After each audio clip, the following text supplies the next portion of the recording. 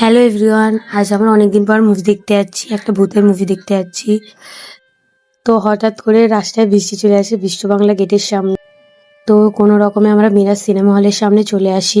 এমনিতে আগেই আমাদের লেট হয়ে গেছিলো, তাই তাড়াহুড়োর মধ্যে আমরা টিকিট কেটে নিই। তারপর সিনেমা হলের ভেতর ঢুকে যাই। তো আমাদের সিনেমা হলটা খুবই সুন্দর ছিল।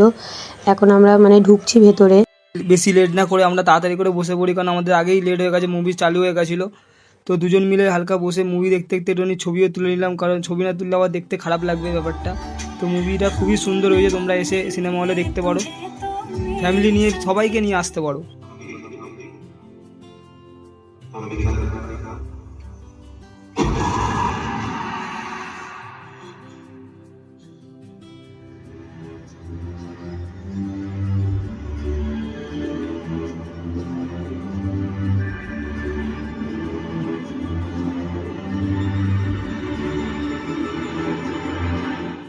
তো গাইস, এখন হাফ টাইম হয়ে গেছে। তো আমরা একটুখানি হালকা আবার ফটো তুলে নিচ্ছিলাম, আবার চালু হয়ে গেছে মুভি। ওই মুভির মধ্যে এই পার্টটা খুব সুন্দর ছিল, খুব ভয়ঙ্কর টাইপের ছিল।